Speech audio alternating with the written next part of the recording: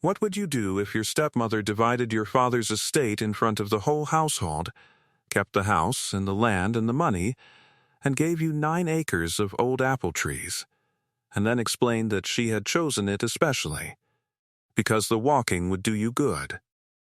For Patience Crowder, 24 years old, that was the 4th of March, 1881. She was a very big woman, near 20 stone, and had been a big girl before that, and there was not a person standing in that hall who did not understand exactly what had just been said to her, and exactly why nobody could object to it. Her stepsister laughed into her handkerchief. Her stepmother went on smiling with real warmth, and Patience Crowder thanked her, and asked for the key to the orchard gate, and walked out through the servants' passage because it was nearer, and did not permit herself to think about any of it until she was under the trees. But what her stepmother did not know, what nobody in the parish of Sturthill had known for 26 years, except one woman who had died when Patience was 8, was what was lying 11 feet under those 9 acres of old apple trees, and what had been buried at the foot of the oldest of them in a stoneware jar in the autumn of 1864. Settle in, and let us travel back to the heath and the oak woods of 1880s Dorset to a story about apples, blue clay, and a mother who left her daughter a hole in the ground. Bindon Hall was not a great house, and the Crowders were not a great family. They were what the county called comfortable. A square gray house of Purbeck stone above the village of Sturthill, 400 acres of indifferent heathland grazing, a walled garden, a home farm, and the 9-acre orchard on the north side that had been there since before anybody could say. Gideon Crowder, Patience's father, had inherited all of it at 26, and had spent 30 years being pleasant about it. He was a genial, weak, well-liked man who rode to hounds badly, farmed by delegation, and had never in his life made a decision that waiting could avoid. Her mother was the interesting one, and her mother had been dead since 1865. Alethea Crowder had been a Hallett before she married, and the Halletts of Wareham were clay merchants. That is a plain sentence, and it needs unpacking, because in Dorset in the middle of the 19th century it was not a small thing to be. The Purbeck and Wareham district sat on some of the finest ball clay in Europe, a fine plastic white firing clay dug in seams under the heath, and shipped out through Poole Harbor to Staffordshire, where the great potteries could not make a decent piece of tableware without it. The Halletts had been digging and selling it for 4 generations. Alethea had grown up on the wharves at Ridge, had been taught to judge a clay by working it between her fingers and by the taste of it, and by how it cut, and had come to Bindon Hall in 1855 as a bride with a fortune of £1,100 and a set of skills that were of no possible use to anybody there. Patience was born in 1857. Her mother died of a fever in the January of 1865, when the child was 8, and what she left her daughter came to 3 things, none of which anybody at Bindon Hall thought about again for 16 years. A set of 11 Hallett stoneware jars in the still room, a habit of walking in the orchard, and the ability, taught as a game to a small girl, to tell one clay from another by rubbing it between finger and thumb. Gideon Crowder married again in 1868, and he married a widow from Blandford named Sibella Crowder, who had a daughter of 9 called Cassandra, and a brother who was a solicitor, and from that day the whole shape of Bindon Hall changed.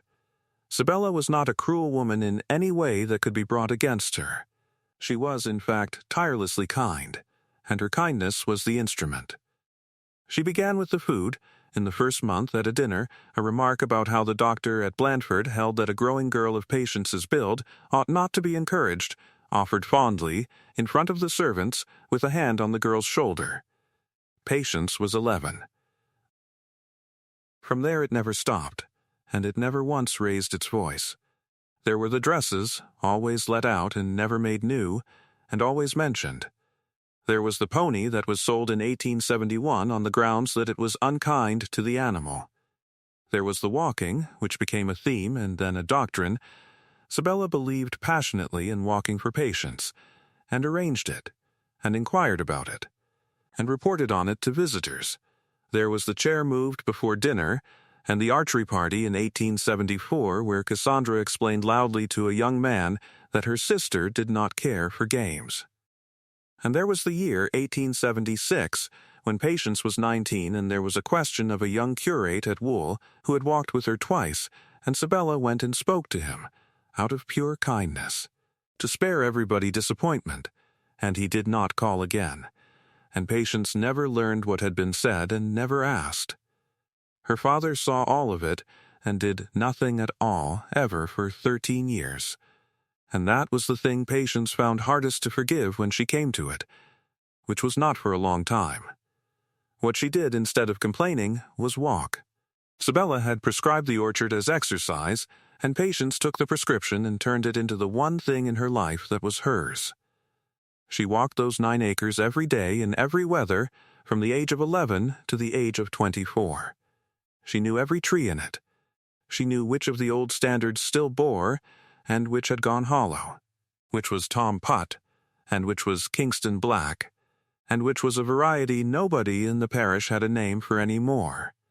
She could tell you where the ground lay wet after rain, and where it drained in a day, which is a thing you only learn by walking the same 9 acres 1,000 times, and which turned out in the end to be the whole of it. Gideon Crowder died in the February of 1881 of a chill on the chest, at 58, having made a will in 1869 that he had never once revisited. The will was simple, and it was a disaster.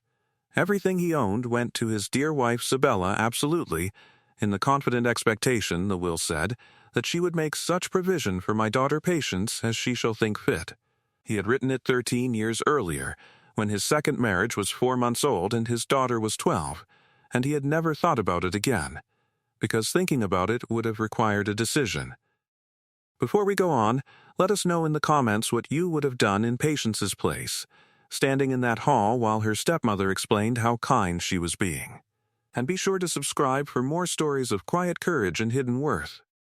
Sibella Crowder made her provision on the 4th of March, in the hall at Bindon, with Cassandra present, and her brother Mr. Hurtis present, and the cook and 2 maids and the outdoor man standing at the back, because Sibella liked an audience for her kindnesses, and always had.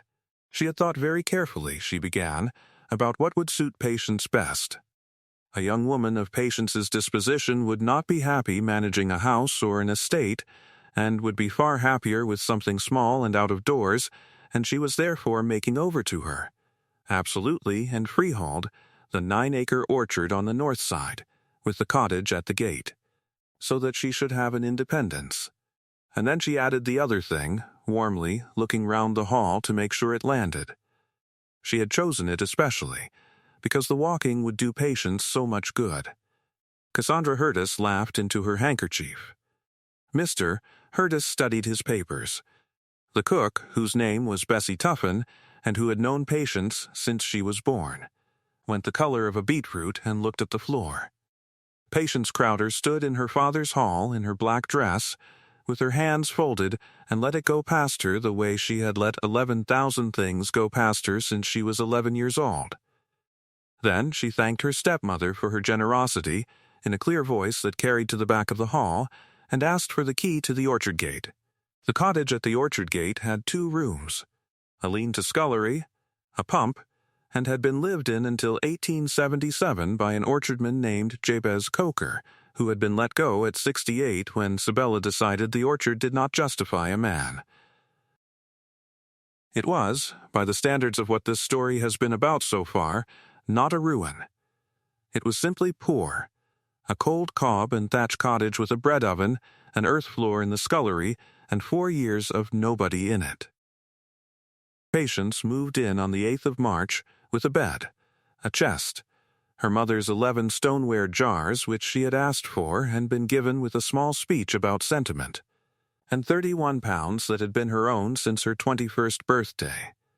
She was, that spring, more alone than she had ever been, and considerably freer, and it took her about 6 weeks to notice that the second thing was true. Nobody came.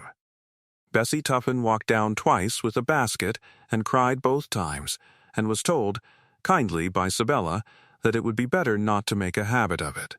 The village did not know what to make of it, and settled, as villages do, on treating her as a curiosity.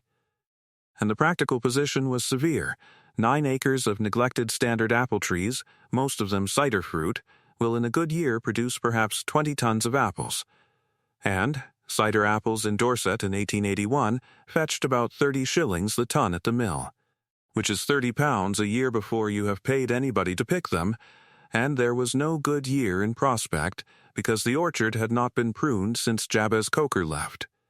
That first spring was harder than she had let herself expect, and it was harder in a way she had not predicted, because the difficulty was not grief, and it was not cold. It was that for the first time in 24 years there was nobody in the room with an opinion about her. She had been managed since she was 11.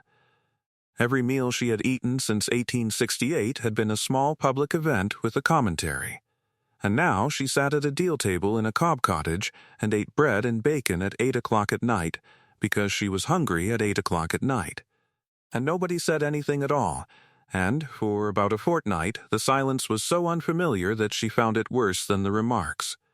The cottage had to be made habitable, and she made it habitable herself, because £31 does not stretch to tradesmen. She lime-washed both rooms. She got the bread oven drawing after 4 attempts and a great deal of smoke. She laid a brick floor in the scullery over the earth, second-hand brick from a fallen wall at the home farm that Sibella let her have with a small speech about how she must not overtire herself. She dug the cottage garden in March, 11 perches of it, and put in potatoes and onions and 2 rows of beans, and that garden fed her through the following winter and was the difference between £11 4 shillings being poverty and being enough.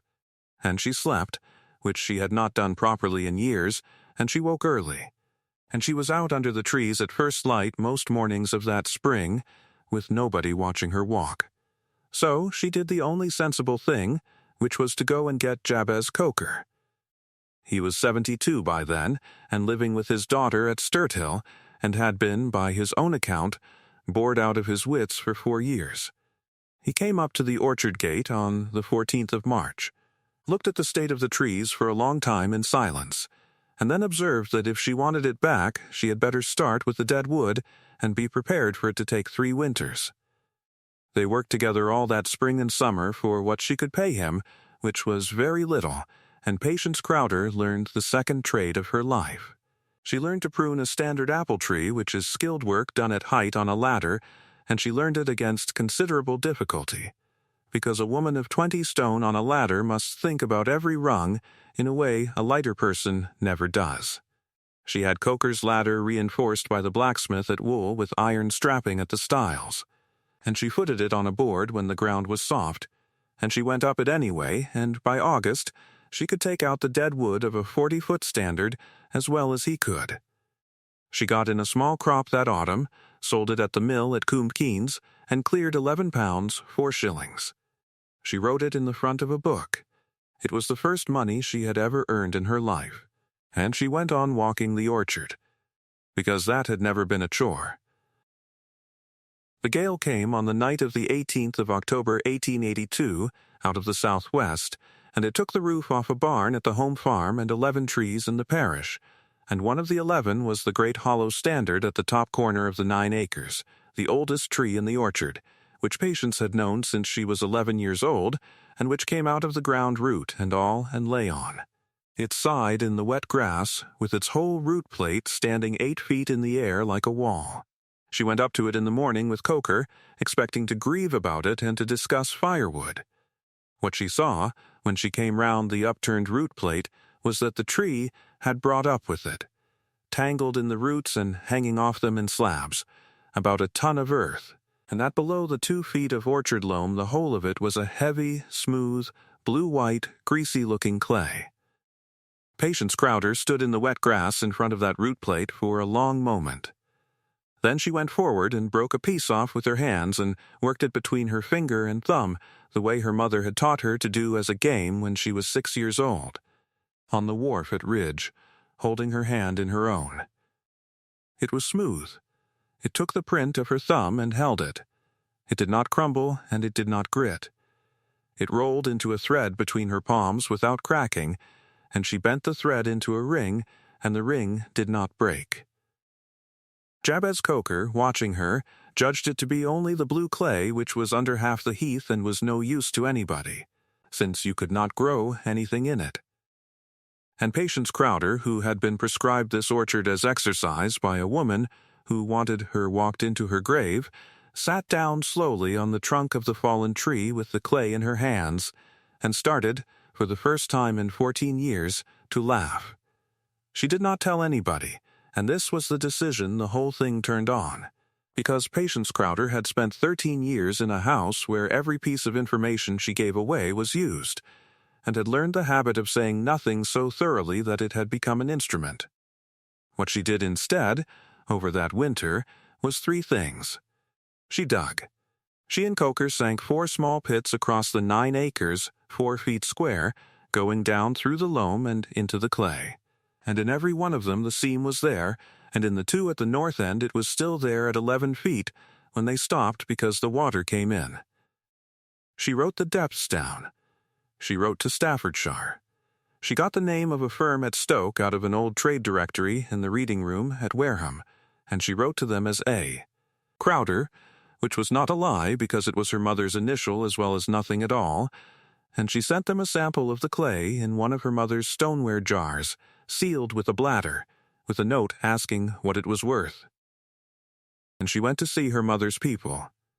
The Hallets of Wareham were down to 1 old man by 1882, her mother's cousin Nathaniel Hallett, who had sold the last of the family's diggings in 1871 and lived over a chandler's shop by the quay. He was 78 and had not seen Patience since she was a child, and when she put it to him what lay under the Bindon orchard he sat still for a long time, and then changed the whole matter with the question, had she looked under the old tree? Patience did not understand him, and Nathaniel Hallett laid it out for her.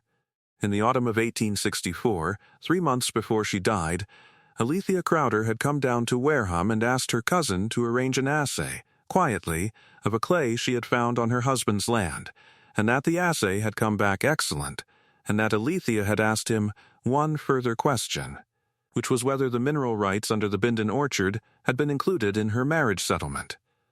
And they had gone through the papers together on that quay in 1864, and they had found that they had not.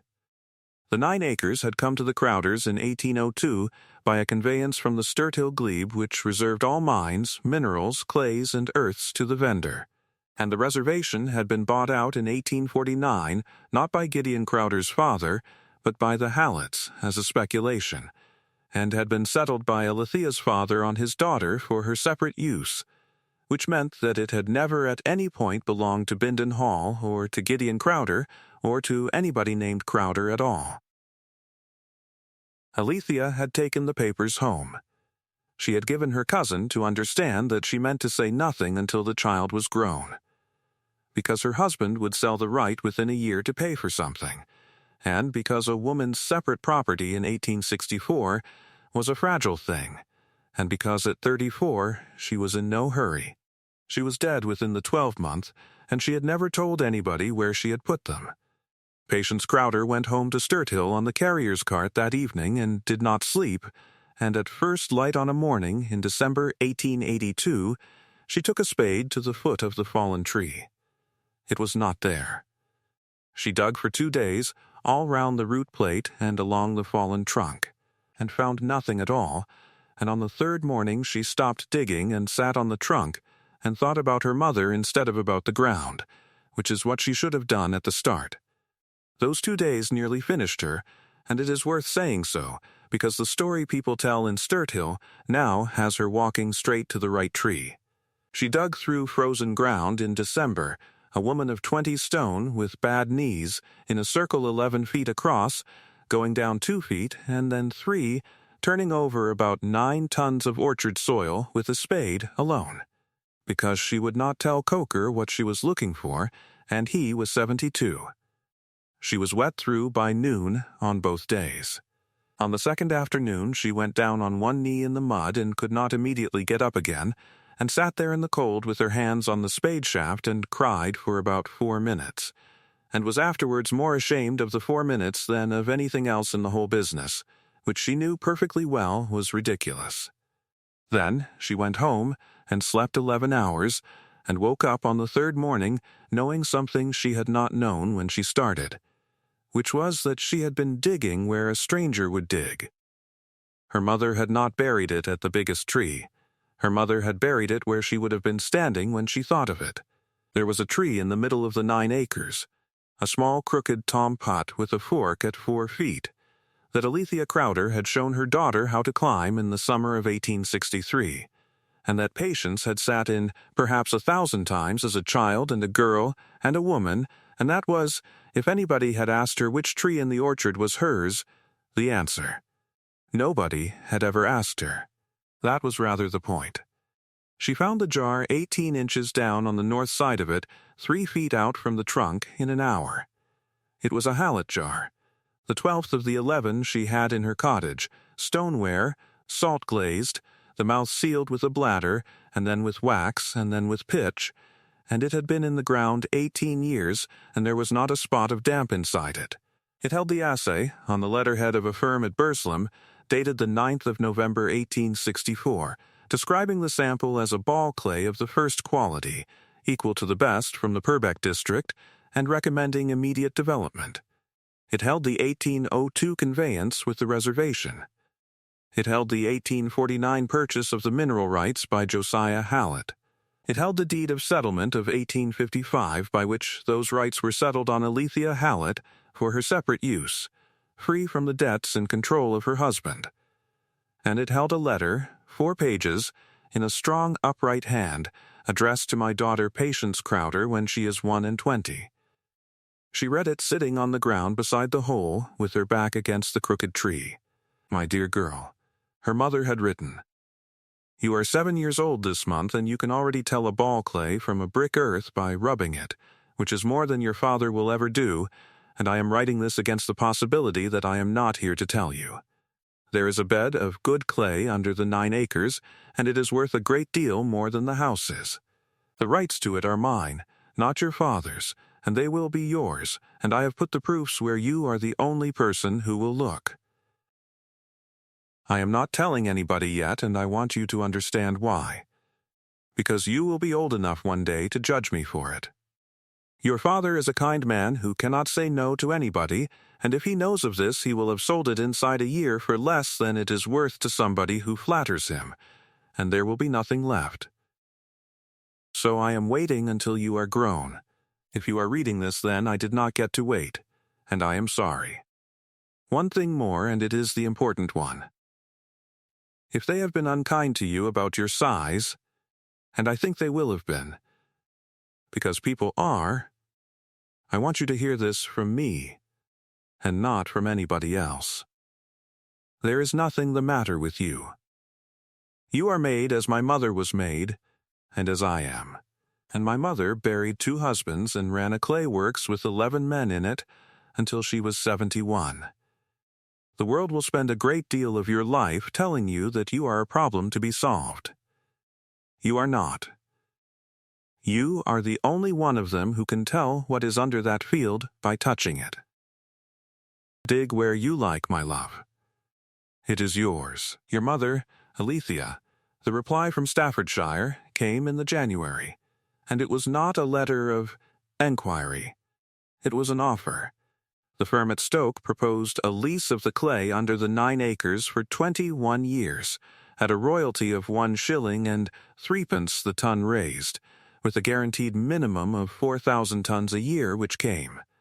If she had done the arithmetic right, and she had done it 11 times, to £250 a year at the very least, and probably a great deal more.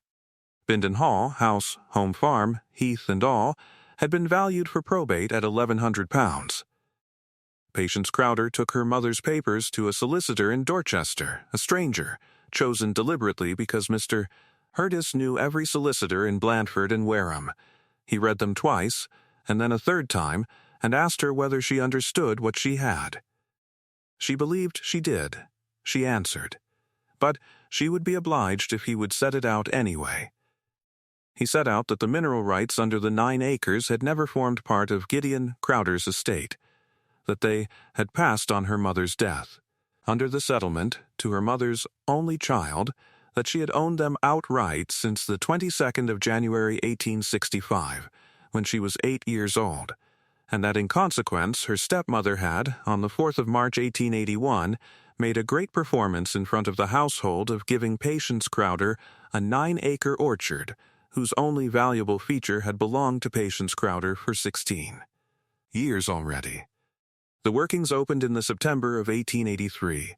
They opened without a scene, without a lawsuit, and without Sibella Crowder having any warning at all beyond a formal notice from a Dorchester solicitor in the July, which she took to Mr. Hurtis, and which Mr. Hurtis read and put down and read again, and then explained to his sister in a tone she had never heard him use.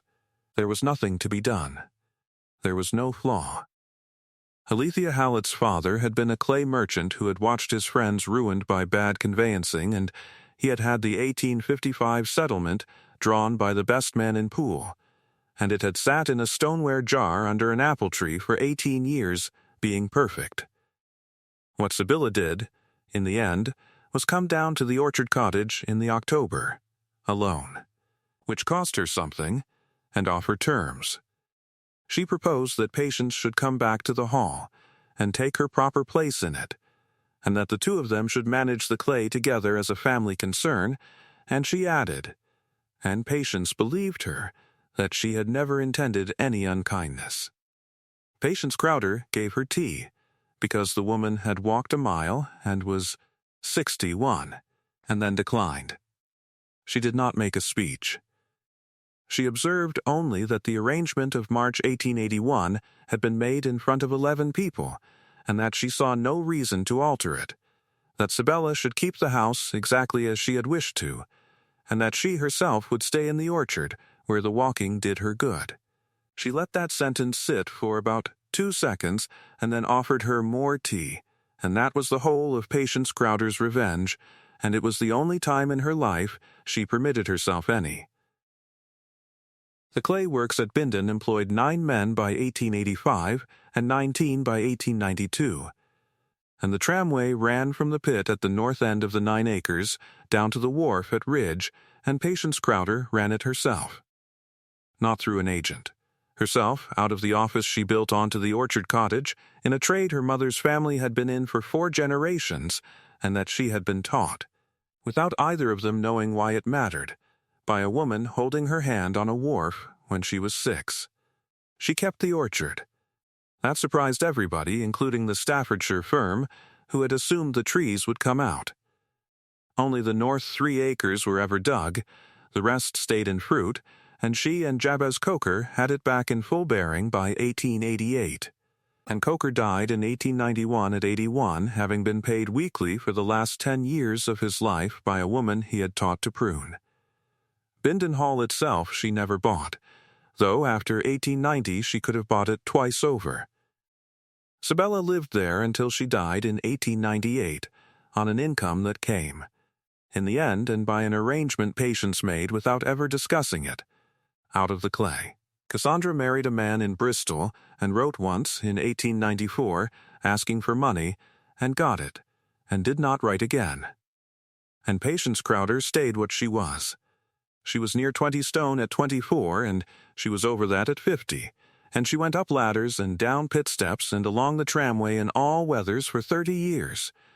And the photograph of her that hangs in the Wareham Museum, taken at the Works in 1897, shows a very large woman in a plain dark dress and a man's overcoat standing at the head of a loaded truck with her hands in her pockets, looking at the camera without smiling, entirely at home. Nobody in Sturthill ever called her anything but Miss Crowder of the Orchard. The remarks stopped somewhere in the middle 1880s, and they did not stop because anybody had a change of heart. They stopped because the woman who made them was living on her money, and everybody knew it, which is a cruder mechanism than forgiveness, but works faster. The story of the 9 acres at Bindon is a reminder that people who divide an inheritance are dividing what they can see, and that what they can see is generally the house. A woman kept a manor and gave away an orchard as a joke about her stepdaughter's body, and the joke was made in front of 11 witnesses, and it cost her everything she had, and it cost her because a clay merchant's daughter had thought further ahead in 1864 than anybody in that family thought in the 80 years afterwards. Sometimes what is buried in the ground is only a jar, and sometimes it is a woman telling her daughter, 18 years after her own death, that there was never anything the matter with her. We hope Patience's story has brought you a measure of peace this evening. If it moved you, please consider leaving a like and subscribing, for there are many more tales of hidden worth waiting here. And let us know in the comments, what did somebody in your family teach you when you were small that turned out to matter far more than either of you knew? We will be back soon with the story of a squire, a manor nobody wanted, and a thing his own father sealed inside its walls. Until then, be well.